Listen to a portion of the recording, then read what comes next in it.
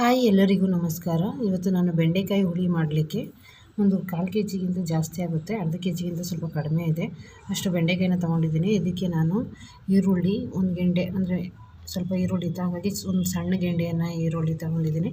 ಮತ್ತು 3 ಎಸಳಾಗುವಷ್ಟು ಬೆಳ್ಳುಳ್ಳಿಯನ್ನು ತೊಗೊಂಡಿದ್ದೀನಿ, 2 ಟೊಮೆಟೊ, ಕೊತ್ತಂಬರಿ ಸೊಪ್ಪು ಮತ್ತು ಕರಿಬೇವು ಸೊಪ್ಪು, ಹಾಗೆ ಸ್ವಲ್ಪ ತೆಂಗಿನಕಾಯಿ ಮತ್ತು ಹುಣಸೆ ಹಣ್ಣು ನೀರನ್ನು ನೆನೆಸಿಟ್ಕೊಂಡಿದ್ದೀನಿ.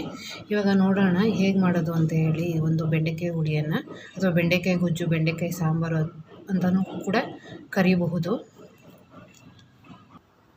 ಮೊದಲಿಗೆ ಈ ಒಂದು ಬೆಂಡೆಕಾಯಿ ಏನಿದೆಯಲ್ಲ ಅದನ್ನು ನೋಡಿ ಈ ಥರ ಹಿಂದೆ ಮತ್ತು ಮುಂದೆ ಈ ಥರ ಕಟ್ ಮಾಡ್ಕೊತೀನಿ. ಮತ್ತು ನಿಮಗೆ ಯಾವ ಸೈಜು ಬೇಕೋ ಆ ಸೈಜಿಗೆ, ನನಗೆ ನೋಡಿ ಈ ಸೈಜಿಗೆ ಬೇಕಾಗಿದೆ, ಹಾಗೆ ನಾನು ಈ ಸೈಜ್ಗೆ ಈ ಥರ ಕಟ್ ಮಾಡ್ಕೊತೀನಿ.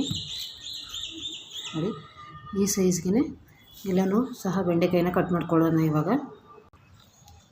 ನೋಡಿ, ಇವಾಗ ಕೊತ್ತಂಬರಿ ಸೊಪ್ಪನ್ನ ಹೆಚ್ಚಿಟ್ಕೊಂಡಿದ್ದೀನಿ, 2 ಟೊಮೆಟೊ, 3 ಹೆಸರು ಬೆಳ್ಳುಳ್ಳಿಯನ್ನು ಹೆಚ್ಚಿಟ್ಕೊಂಡಿದ್ದೀನಿ, ಸಣ್ಣದಾಗಿ ಆ ಒಂದು ಗೆಂಡೆ ಈರುಳ್ಳಿಯನ್ನು ಹೆಚ್ಚಿಟ್ಕೊಂಡಿದ್ದೀನಿ. ನಾನು ಬಾಣಲೆಯಲ್ಲಿ ಹುರ್ಕೊಳ್ಳೋದ್ರಿಂದ ಬಾಣಲೆಗೆ ಬೆಂಡೆಕಾಯಿನ ಯಾವ ಸೈಜು ಬೇಕೋ ಆ ಸೈಜ್ಗೆ ಕಟ್ ಮಾಡಿ ಇಟ್ಕೊಂಡಿದ್ದೀನಿ. ಇವಾಗ ಒಂದು ಮಿಕ್ಸಿ ಜಾರಿಗೆ ಅರ್ಧ ಹೋಳಾಗಷ್ಟು ತೆಂಗಿನಕಾಯಿನ ಈ ರೀತಿ ಎರೆದು ಇಟ್ಕೊಂಡಿದ್ದೀನಿ, ಅದನ್ನು ಹಾಕ್ಕೊತಾ ಇದ್ದೀನಿ. ಇದನ್ನು ಫಸ್ಟು ಗ್ರೈಂಡ್ ಮಾಡ್ಕೊಂಡ್ಬಿಡೋಣ. ನಂತರ ಟೊಮೆಟೊ, ಅರಿಶಿನ ಪುಡಿ, ಧನಿಯಾ ಪುಡಿ ಮತ್ತು ಖಾರದ ಪುಡಿನ ಸೇರಿಸ್ಕೊಂಡು ಮಿಕ್ಸಿ ಮಾಡಿಕೊಂಡ್ರೆ ಮಸಾಲೆ ರೆಡಿ ಆಗುತ್ತೆ. ನಂತರ ಇದನ್ನು ಹುರ್ಕೊಂಡು ಬೆಂಡೆಕಾಯಿ ಗೊಜ್ಜನ್ನು ಮಾಡೋದು ಹೇಗೆ ಅಂತ ತೋರಿಸ್ಕೊಡ್ತೀನಿ ಈ ಒಂದು ವಿಡಿಯೋದಲ್ಲಿ. ನೋಡಿ, ನಾನು ಫಸ್ಟ್ ತೆಂಗಿನಕಾಯಿನ ಈ ರೀತಿ ಮಿಕ್ಸಿ ಮಾಡ್ಕೊಂಡ್ಬಿಡ್ತೀನಿ, ಯಾಕಂದರೆ ಇದು ಸರಿಯಾಗಿ ರುಬ್ಬಲ್ಲ ಅಂತೇಳಿ. ನಂತರ ಇದಕ್ಕೆ ಹೆಚ್ಚಿಟ್ಟಿದ್ಮೇಲೆ ಆ ಟೊಮೆಟೊವನ್ನು ಸೇರಿಸ್ಕೊತೀನಿ. ಈ ರೀತಿ ಟೊಮೆಟೊವನ್ನು ಸೇರಿಸ್ಕೊಂಡು ಇದನ್ನು ರುಬ್ಕೊಂಡ್ಬಿಡೋದು. ನೋಡಿ, ಇವಾಗ ಟೊಮೆಟೊವನ್ನು ರುಬ್ಬಿ ಸೇರಿಸ್ಕೊಂಡಿದ್ದೀನಿ. ಈಗ ನಂತರ ಇದಕ್ಕೆ ನಿಮಗೆ ಖಾರ ಎಷ್ಟು ಬೇಕಾಗುತ್ತೋ ಅಷ್ಟು, ಅಂದರೆ ಒಂದು ಟೀ ಸ್ಪೂನ್ ಆಗುವಷ್ಟು ಅಚ್ಚ ಖಾರದ ಪುಡಿಯನ್ನು ಸೇರಿಸ್ಕೊಂಡಿದ್ದೀನಿ.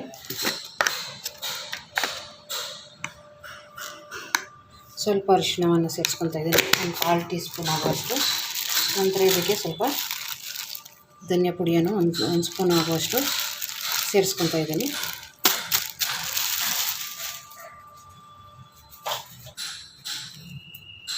ಇದನ್ನು ಸಹ ಇವಾಗ ಒಂದು ಸರಿ ಗ್ರೈಂಡ್ ಮಾಡಿಕೊಂಡ್ರೆ ಮಸಾಲೆ ರೆಡಿಯಾಗುತ್ತೆ. ಇವಾಗ ನಂತರ ನೋಡಿ, ಈ ಬೆಂಡೆಕಾಯಿ ಏನಿತ್ತಲ್ಲ ಅದನ್ನು ಹುರ್ಕೊಳ್ಳೋಕ್ಕೆ ನಾನು ಬಾಣಲೆಯಲ್ಲೇ ಹಾಕ್ಕೊಂಡಿದ್ದೀನಿ.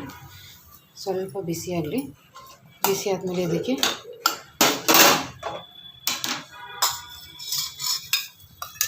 ಒಂದು ಟೇಬಲ್ ಸ್ಪೂನ್ ಆಗುವಷ್ಟು ಎಣ್ಣೆನ ಹಾಕ್ಕೊಂಡು ಹುರ್ಕೊಂಬಿಟ್ರೆ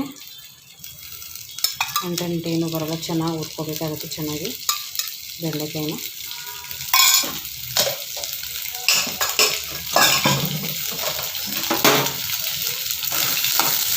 ಈ ರೀತಿ ಎಣ್ಣೆ ಹಾಕಿ ಹುರ್ಕೊಳ್ಳೋದ್ರಿಂದ ಯಾವುದೇ ರೀತಿ ಜಿಗುಟು ಬರೋದಿಲ್ಲ, ಅದು ಚೆನ್ನಾಗಿ ಫ್ರೈ ಆಗಬೇಕಿದು ಬೆಂಡೆಕಾಯಿ.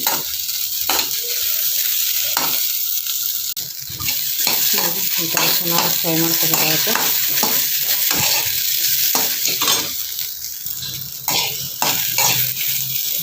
ಈ ರೀತಿ ಚೆನ್ನಾಗಿ ಫ್ರೈ ಮಾಡ್ಕೊಬೇಕು. ನಾವು ಎಷ್ಟು ಚೆನ್ನಾಗಿ ಫ್ರೈ ಮಾಡ್ತೀವೋ ಅಷ್ಟು ಜಿಗುಟಿನ ಅಂಶ ಏನಿದೆಯಲ್ಲ ಈ ಒಂದು ಬೆಂಡೆಕಾಯಲ್ಲಿ ಅದು ಹೋಗುತ್ತೆ. ಇವಾಗ ಈ ಬೆಂಡೆಕಾಯಿನೆಲ್ಲ ಕಟ್ಕೊಂಡ್ಬಿಡ್ತಾಯಿದ್ದೀನಿ ಒಂದು ಪಾತ್ರೆಗೆ.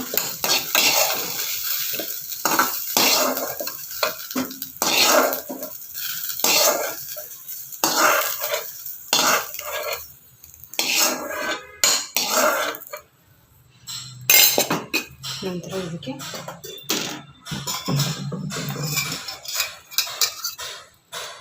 ಇನ್ನೊಂದು 2 ಟೀ ಸ್ಪೂನ್ ಆಗುವಷ್ಟು ಆಯಿಲನ್ನು ಸೇರಿಸ್ಕೊತಾ ಇದ್ದೀನಿ.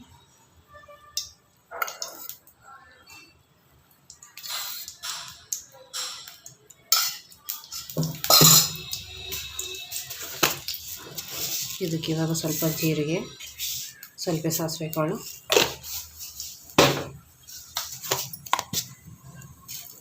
ಸೇರಿಸ್ಕೊಳ್ಳೋಣ.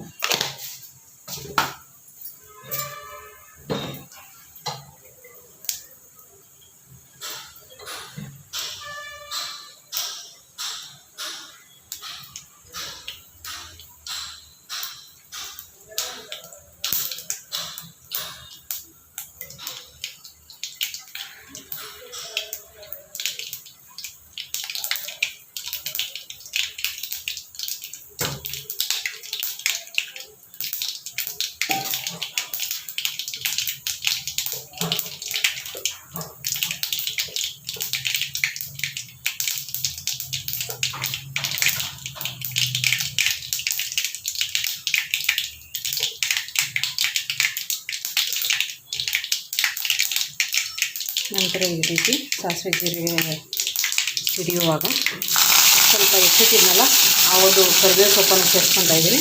ನಂತರ ಬೆಳ್ಳುಳ್ಳಿಯನ್ನು ಸಣ್ಣದಾಗಿ ಹೆಚ್ಚಿಟ್ಕೊಂಡಿದ್ನಲ್ಲ ಅದನ್ನು ಈ ರೀತಿ ಸೇರಿಸ್ಕೊಂಡಿದ್ದೀನಿ. ಬೆಳ್ಳುಳ್ಳಿಯನ್ನು ಸೇರಿಸ್ಕೊಂಡ್ರೆ ಒಳ್ಳೆ ಸ್ಮೆಲ್ ಇರುತ್ತೆ ಮತ್ತು ಬೆಂಡೆಕಾಯಿ ಗೊಜ್ಜಿಗೆ ತುಂಬಾ ಚೆನ್ನಾಗಿರುತ್ತೆ. ಬೇಕಾದ್ರೆ ಒಮ್ಮೆ ಟ್ರೈ ಮಾಡಿ ನೋಡಿ ಒಂದು ಇದನ್ನು. ನಂತರ ಈರುಳ್ಳಿ ಏನಿತ್ತಲ್ಲ ಅದನ್ನು ಸೇರಿಸ್ಕೊತಾ ಇದ್ದೀನಿ.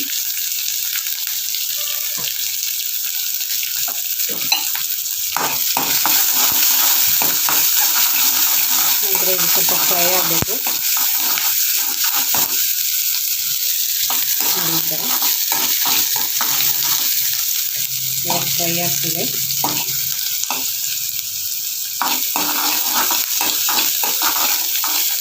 ಇವಾಗ ಇದಕ್ಕೆ ನಾನು ರುಬ್ಬಿಟ್ಕೊಂಡಿದ್ದೆನಲ್ಲ ಆ ಮಸಾಲೆಯನ್ನು ಸೇರಿಸ್ಕೊತಾ ಇದ್ದೀನಿ.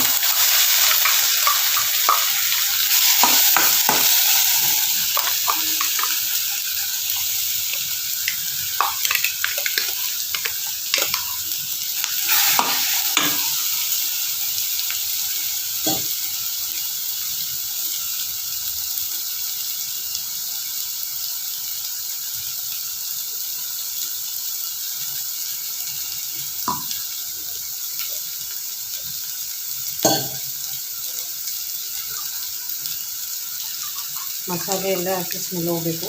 ಹಸಿ ತೆಂಗಿನಕಾಯಿ ಎಲ್ಲ ಹಾಕಿದ್ದೀವಲ್ವ, ಹಸಿ ಟೊಮೊಟೊ ಎಲ್ಲ ಅದೆಲ್ಲ ಹೋಗಬೇಕು. ನಂತರ ಸ್ವಲ್ಪ ನೀರನ್ನು ಸಹ ಸೇರಿಸ್ಕೊತಾ ಇದ್ದೀನಿ.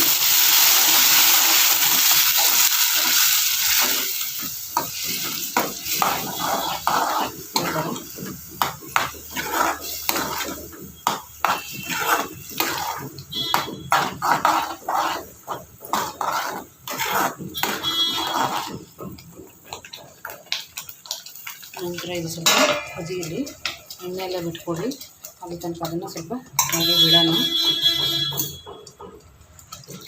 ಒಂದು 5 ಮಿನಿಟ್ಸ್ ಇದೇ ಥರ ಮಸಾಲೆ ಎಲ್ಲ ಫ್ರೈ ಆಗಲಿ. ಅಲ್ಲಿ ತನಕ ಒಂದು 5 ಮಿನಿಟ್ಸ್ ಬಿಡೋಣ.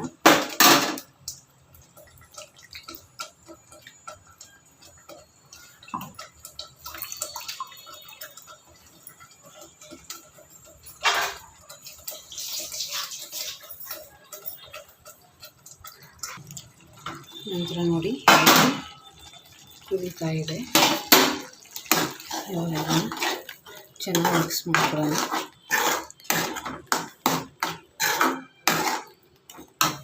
ಇವಾಗ ಇದಕ್ಕೆ ನಮಗೆ ಯಾವ ಕನ್ಸಿಸ್ಟೆನ್ಸಿಯಲ್ಲಿ ಬೇಕೋ ಆ ಕನ್ಸಿಸ್ಟೆನ್ಸಿಗೆ ಅಡ್ಜಸ್ಟ್ ಮಾಡ್ಕೊಳ್ಳೋಣ.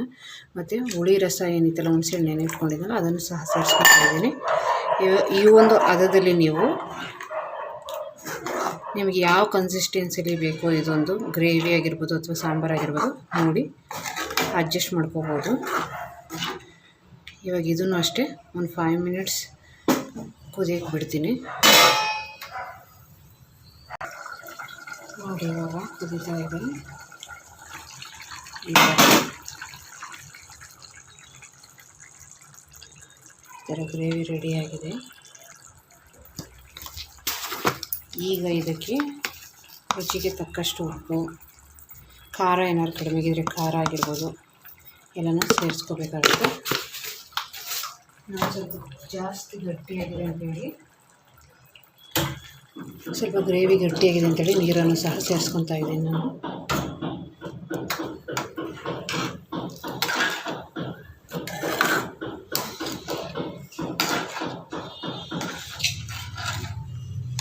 ಈಗ ಇದಕ್ಕೆ ಬೆಂಡೆಕಾಯಿಯನ್ನು ಫ್ರೈ ಮಾಡಿ ಇಟ್ಕೊಂಡಿದ್ವಲ್ಲ ಅದನ್ನು ಸೇರಿಸ್ಕೊತಾ ಇದ್ದೀನಿ. ಈ ಥರ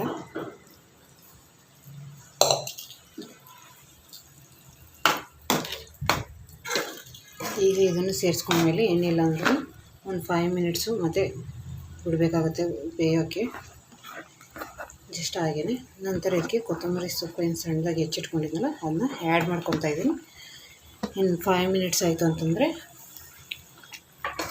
ಬೆಂಡೆಕಾಯಿ ಗೊಜ್ಜು ಅಥವಾ ಬೆಂಡೆಕಾಯಿ ಸಾಂಬಾರು, ಬೆಂಡೆಕಾಯಿ ಫ್ರೈ ಏನಿದೆಯಲ್ಲ ರೆಡಿ ಆಗಿಬಿಡುತ್ತೆ.